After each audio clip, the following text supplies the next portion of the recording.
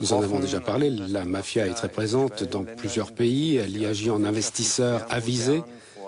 Dans quel secteur, à part l'immobilier, le trafic de drogue et la prostitution, prenons l'Allemagne par exemple, dans quel secteur la mafia investit-elle? Des secteurs d'avenir comme les énergies renouvelables?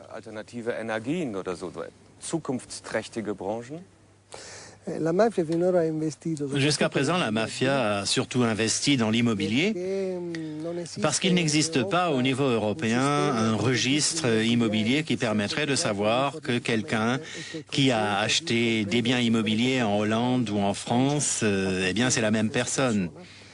La mafia a cependant commencé à investir également dans les énergies alternatives, l'énergie éolienne, photovoltaïque aussi, et elle commence à s'intéresser également à la privatisation des services publics, de l'eau par exemple.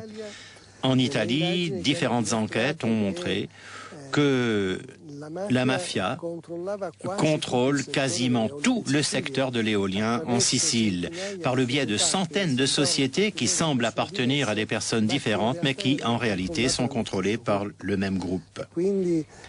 Et donc, la mafia continue à faire ce qu'elle a toujours fait. Elle s'est d'ailleurs toujours intéressée à l'énergie.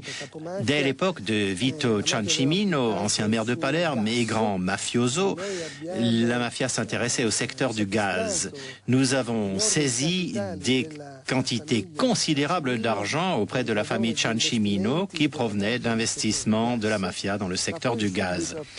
Ensuite, après le gaz, la mafia s'est intéressée à l'énergie éolienne, puis à l'énergie photovoltaïque, et nous avons découvert qu'il y a même eu des accords passés entre la mafia italienne et la mafia russe pour pouvoir contrôler ce secteur de l'énergie, qui est stratégique. Ça montre bien le comportement parasitaire de la mafia, qui dispose désormais de toutes les compétences économiques utiles pour tirer les marrons du feu. Et pour reprendre l'exemple allemand, le grand paradoxe, c'est que la mafia profite aussi, évidemment, des abattements fiscaux qui s'appliquent quand on investit dans les énergies renouvelables. Oui, c'est un danger bien réel. Il y a bien un risque que des fonds européens, que des fonds publics finissent dans les poches de la mafia. C'est arrivé en Italie. La mafia a contrôlé les appels d'offres publics, a contrôlé les financements publics et a conclu des accords secrets avec des décideurs politiques importants en éliminant physiquement des hommes politiques qui ne se laissaient pas corrompre. Ce problème, on l'a connu en Italie, vous allez le connaître également chez vous. Cela dit, tout n'est pas négatif. Il y a des enquêtes qui ont abouti, des centaines de mafiosi ont été mis sous les verrous, leurs biens ont été saisis. A-t-on porté à la mafia un coup fatal? Malheureusement non. Malheureusement non, parce que mon expérience m'a montré que si l'on arrête chaque année quelques 200 à 300 membres de la mafia, il y en a 200 ou 300 autres derrière, prêts à prendre la relève. Et les chefs mafieux arrêtés continuent à commander depuis leur prison. Par ailleurs, lorsqu'ils ont purgé leur peine, au bout de 7 ou 8 ans, ils reprennent leur activité criminelle. Et donc, même si l'État italien s'engage beaucoup dans la lutte contre la mafia, il semble que cette lutte ne puisse jamais s'arrêter.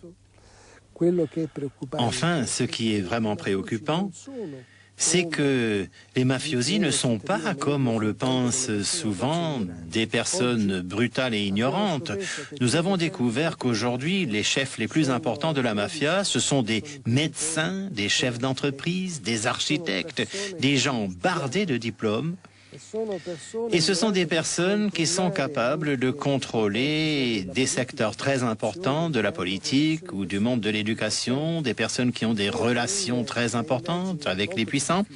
Et donc, les enquêtes sont aujourd'hui beaucoup plus difficiles à mener. Ces personnes sont puissantes, jouissent de protection politique et très souvent, la justice parvient à s'emparer des hommes de main, des tueurs, des petits bras, mais les cerveaux, ils restent cachés.